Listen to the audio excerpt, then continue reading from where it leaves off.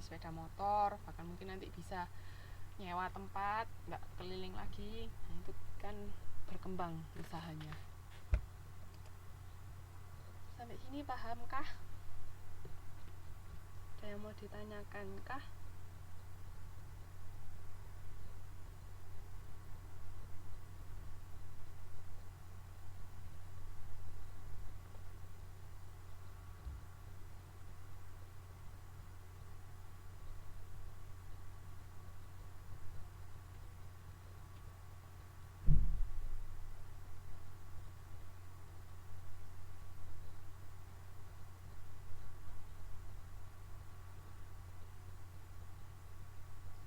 Yang lain gimana?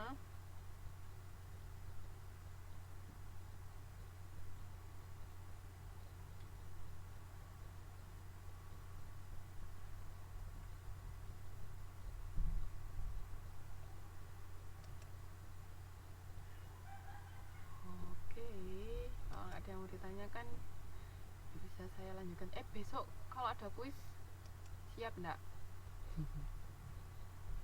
Besok malam dari modul 1 sampai 5 aja kuisnya.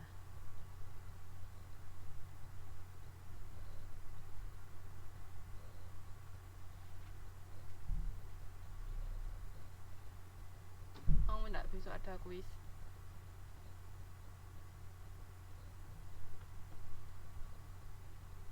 Halo? Besok di akhir kelas sebelum, jadi saya terangkan dulu rencana saya sih besok menerangkan modul 5 terus kuis. Gimana?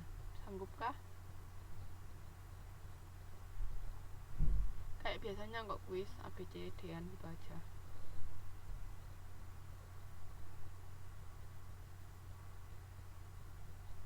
Nggak apa-apa ya? Oke, modul 1 sampai 5.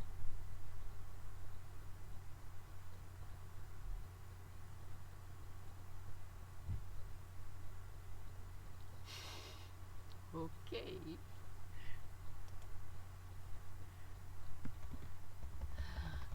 Saya lanjutkan ya. Sebentar. Ada Mbak Umi. Wih, Mbak Umi itu pertemuan pertama datang nggak ya? Kayaknya datang ya. Saya kok lupa. Minggu lalu ya nggak datang.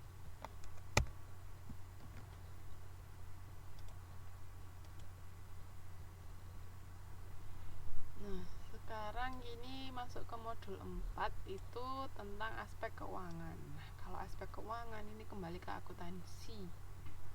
Masih inget gak pelajaran akuntansi?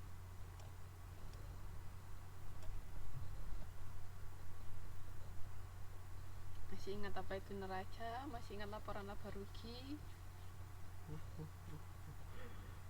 Arus kas dan segala macamnya.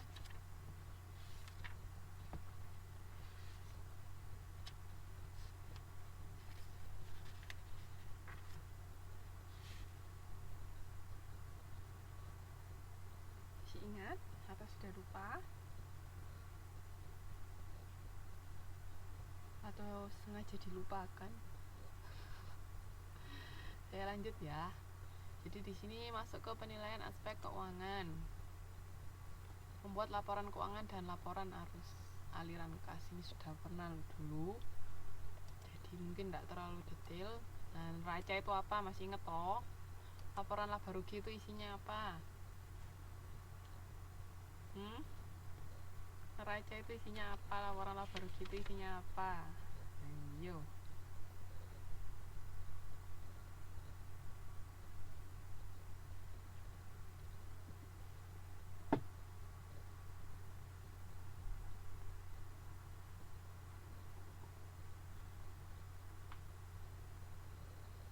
Apa?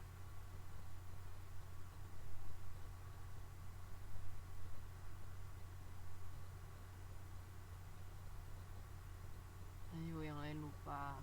Laporan laba rugi isinya apa? Neraca isinya apa?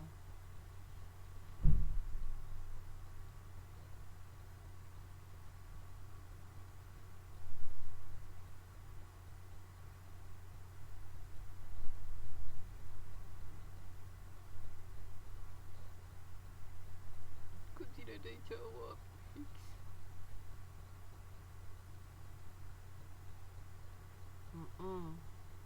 laba rugi apa mbak? Neraca itu kan posisi keuangan kita kan, misalnya kita punya aktiva apa aja, aktiva lancar, aktiva tetap, terus utang juga, utang jangka panjang, utang jangka pendek, terus habis itu modal kita berapa, itu kan dilihat kelihatan di situ di neraca itu posisi kondisi kita seperti apa. Terus kalau laba rugi yaitu beban sama pendapatan. Jadi kalau kita laba berarti pendapatan yang kita dapat lebih banyak daripada beban yang kita keluarkan. Yang lain lupa ya, ayo Triani aja yang jawab. Terus ini pihak-pihak berkepentingan, ini dulu juga waktu awal saya terangkan pengantar akuntansi modul pertama, stakeholder, masih ingat nggak? Stakeholder, pihak-pihak yang berkepentingan sama perusahaan siapa aja ya, ini pemilik perusahaan, pemimpin perusahaan, kreditor, investor, pemerintah, sama serikat pekerja. Kenapa kok orang-orang ini berkepentingan sama perusahaan? Yuk, silahkan dijawab, kenapa kok mereka berkepentingan?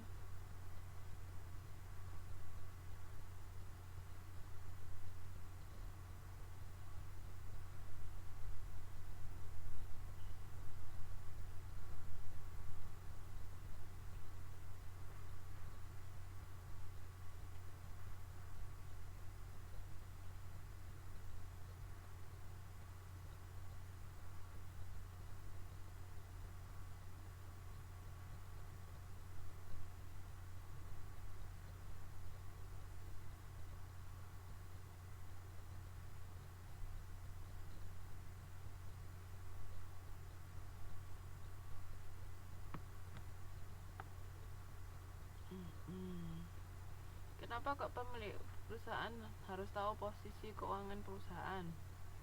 Kenapa kok pimpinan perusahaan harus tahu?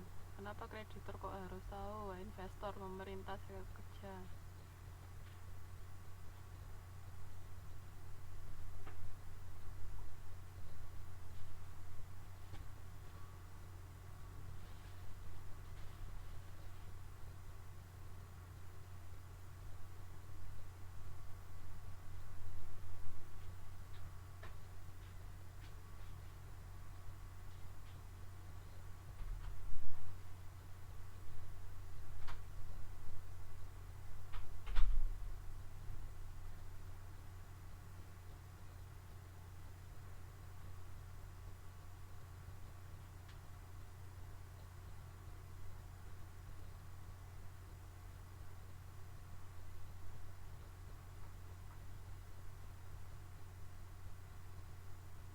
Yo.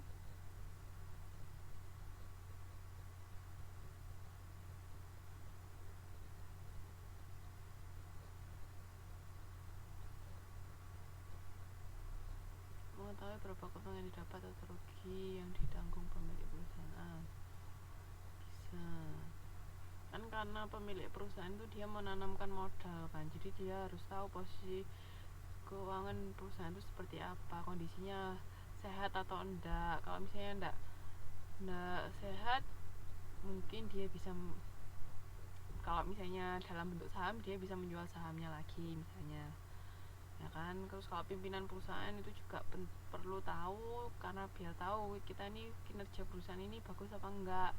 Kalau misalnya perusahaan mengalami kerugian, kira-kira apa yang salah, apa yang perlu diperbaiki gitu. Terus kreditor juga, kreditor itu perlu mengetahui kondisi keuangan perusahaan karena untuk mempertimbangkan apakah dia akan meminjamkan duit ke perusahaan tersebut atau enggak. Kira-kira kemampuan si perusahaan ini untuk mengembalikan duit itu bisa apa enggak dengan kondisi yang seperti saat ini misalnya. Terus investor itu juga, kira-kira mau menanamkan modal itu perusahaan ini bisa berkembang apa enggak. Terus pemerintah itu juga dilihat apakah perusahaan ini menjalankan bisnisnya sesuai dengan peraturan yang ada apa enggak. Terus kalau serikat pekerja, yaitu untuk untuk melindungi karyawan-karyawan yang ada. Jadi kita biar tahu perusahaan ini kalau